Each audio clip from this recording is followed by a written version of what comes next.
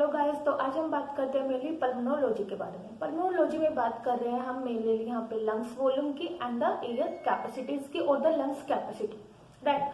तो यदि हम बात करते हैं इन दोनों टर्म्स के बारे में, that is the pulmonary air volume and the lungs capacity, both term are the different.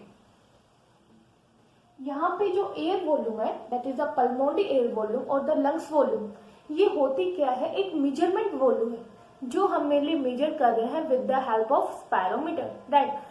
कितनी अमाउंट हम एयर की इनहेल कर रहे हैं, कितनी हम एक्सहेल कर रहे हैं, इस एयर की वॉल्यूम को मेजरमेंट करने के लिए हम किसका यूज कर रहे हैं यहाँ पे, इंस्ट्रूमेंट का, and this instrument are known as the spirometer, right.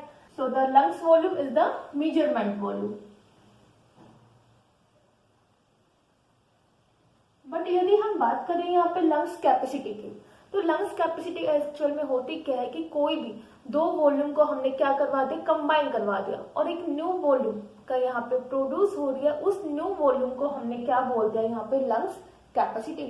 So lungs capacity are the calculative value. हमने इसको क्या किया, कैलकुलेट किया है। So this is a calculative value, right. And lungs volume are the measurement volume. So यदि हम बात करते हैं डिफरेंट पल्मोनरी एयर वॉल्यूम की, such as the tidal volume, spatioreservoir volume, spatioreservoir volume, and the residual volume, and these are the abbreviations. Same thing, lungs capacity, like the spatio capacity, vital capacity, right? Total lungs capacity and the first reserve capacity. Pulmonary air volume and lungs capacities, right. तो इसके लिए बेटा हम यहाँ पे different terms के बारे में सबसे पहले स्टडी करेंगे। देन हम बात करेंगे एक ग्राफ की, टाइडल वॉल्यूम। टाइडल वॉल्यूम की बात करें तो इसके लिए जो हम एब्रेशन यहाँ पे यूज करते हैं that is the TV. TV होता क्या है बेटा कि आपने क्या किया, normal volume of the air inhale कर रहे हैं एंड एक्सहेल कर रहे हैं ड्यूरिंग द नॉर्मल ब्रीथिंग, ऐसे एयर के वॉल्यूम को आपने क्या बोल दिया, tidal volume, right. Tidal volume means की नॉर्मल ब्रीथिंग के टाइम आप कितनी एयर को इनहेल कर रहे हो एंड कितनी एयर को एक्सहेल कर रहे हो, और उसी एयर के वॉल्यूम को हम क्या बोल देते हैं, टाइडल वॉल्यूम बोल देते हैं। तो यदि मैं इसके वॉल्यूम की बात करूं तो टाइडल वॉल्यूम का जो वॉल्यूम होता है that is the 500 ml, right.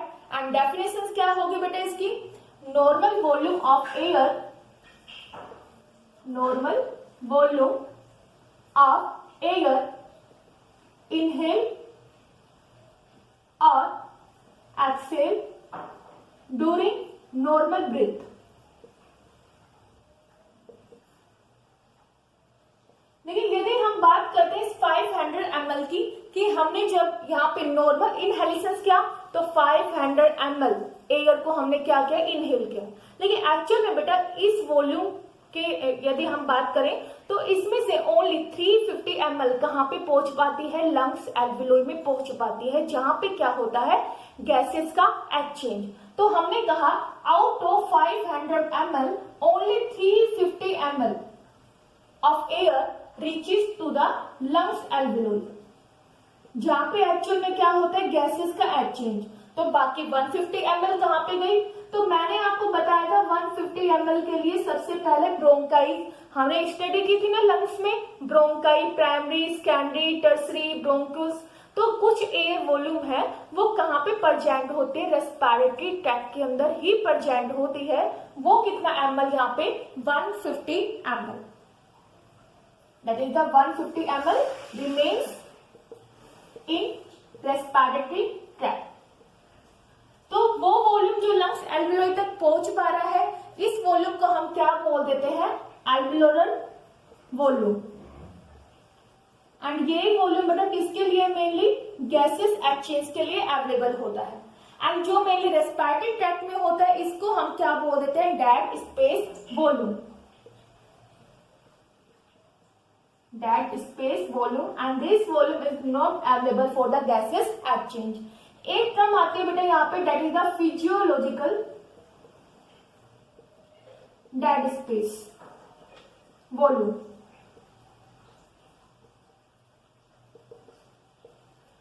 Physiological dead space volume की बात करें तो इसमें क्या होगा, वो सारा का सारा वॉल्यूम जो गैसेस एक्सचेंज के लिए अवेलेबल नहीं होता है, मीन्स की डेड स्पेस वॉल्यूम। एंड कुछ ऐसा भी है लंग्स एल्वियोलाई, कुछ लंग्स एल्वियोलाई ऐसे भी होते हैं जो गैसेस एक्सचेंज में अवेलेबल नहीं होते हैं, and this non functional alveoli, right. इन दोनों के वॉल्यूम को हम क्या बोल देते हैं, physiological dead space volume. Next हम बात करते हैं IRV, that is the inspiratory reserve volume.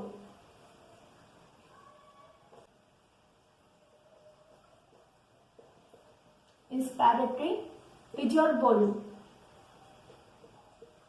And इसके लिए जो हम एब्रिविएशंस का यूज करते हैं that is the IRV।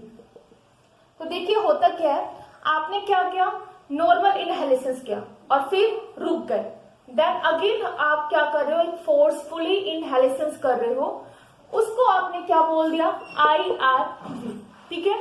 Forcefully inhalations करना after the normal inhalations, and this are known as the inspiratory reserve volume, right. तो यदि हम बात करें लंग्स की, तो मीन्स की वहां पे इतना एरिया प्रेजेंट था कि हम फोर्सफुली इनहेलेशंस करें तो वो एयर अगेन कहां पे जा के हमारे लंग्स में, राइट। इस वॉल्यूम को आप क्या बोल देते हो, inspiratory reserve volume, that is the volume of the air inhale during the forcefully inhalations after the normal inhalations, right? This is the IRV। यदि मैं इसके वॉल्यूम की बात करूं तो इसका जो नॉर्मल वॉल्यूम होता है वो कितना होता है, 2000 ml to 3000 ml, and litre की बात करें तो वो कितना आ जाता है, 2 to 3 लीटर, राइट। नेक्स्ट एक आ जाता है आपका यहाँ पे इंस्पायरेटरी कैपेसिटी। इंस्पायरेटरी कैपेसिटी का मीन्स यहाँ पे क्या होता है वो देखते हैं, एंड एब्रिविएशन जो हम यूज करते हैं that is the IC। IC होता क्या है, लंग्स की कितनी कैपेसिटी है कि वो कंप्लीट इनहेल एयर को होल्ड कर सके, उस कैपेसिटी को हम क्या बोल देते हैं, इंस्पायरेटरी कैपेसिटी। कैपेसिटी के नाम से पता चल रहा होगा कि लंग्स की कितनी कैपेसिटी है इनहेल एयर को होल्ड करने की, that is the inspiratory capacity. And normal यदि मैं इसकी बात करते हैं तो ये किसके इक्वल होती है बेटा, टारगेट वॉल्यूम, बिकॉज जब हमने नॉर्मल ब्रीथिंग की तो नॉर्मल क्या हुआ, यहाँ पे इनहेलेशन हुआ, एंड उसके बाद हम क्या कर रहे हैं, फोर्सफुली इनहेलेशन भी कर रहे हैं। तो लंग्स की क्या है, कैपेसिटी है, नॉर्मल एयर को इनहेल कर रहे हैं उसको भी होल्ड करें, एंड फोर्सफुली जब हमने इनहेलेशन किया उस एयर को भी क्या करें, लंग्स होल्ड करें, दैट इज टीवी प्लस में IRV। टीवी यहाँ पे कितना होता है बेटा, 500 ml, एंड IRV कितना है, 2000 to 3000। तो यदि मैं यहाँ पे लेती हूँ 2000 ml, तो 500 प्लस में 2000 दैट इज 2500 ml, या फिर यदि आप इसमें और क्या लेते हो, 3000 ml ले लेते हो, that is this maximum value. तो 500 प्लस में 3000 कितनी हो जाएगी बेटा, यहाँ पे 3500 ml। तो मिनिमम यहाँ पे IC कितनी है, 25, मैक्सिमम कितने है यहाँ पे 3500 ml। यदि हम लीटर की बात करें तो कितना आ जाएगा, 2.5 litre to 3.5 litre. This is the IC, that is the inspiratory capacity. Next हम बात करते हैं तो वो आ जाता है यहाँ पे ERV। ERV मीन्स की एस्पायरेटरी रिजर्व वॉल्यूम, एस्पायरेटरी रिजर्व वॉल्यूम। इसके लिए जो हम एब्रिविएशन यूज करते हैं दैट इज द ERV। अब इसमें क्या होता है, देखिए आपने क्या किया, नॉर्मल ब्रीथिंग कर रहे हो, नॉर्मल इनहेलेशन किया, नॉर्मल हमने एक्सहेल कर दिया, मीन्स की target volume 500 ml and 500 ml exhale. लेकिन जब आपने नॉर्मल यहाँ पे एक्सहेल किया तो अभी भी कुछ अमाउंट एयर का कहाँ पे प्रेजेंट है, लंग्स एल्वियोलाई में प्रेजेंट है, उस extra volume of the air को हमें क्या करना है, एक्सहेल करना है, एस्पायर करना है, उस extra amount of the air को हमें लंग से क्या करना है, रिलीज करना है। तो उसके लिए हम क्या कर रहे हैं, फोर्सफुली एक्सहेल कर रहे हैं।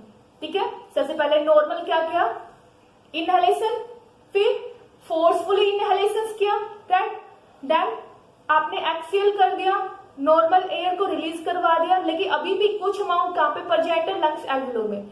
फिर आप क्या कर रहे हो, फोर्सफुली एक्सहेल कर रहे हो, that is the ERV, the amount of air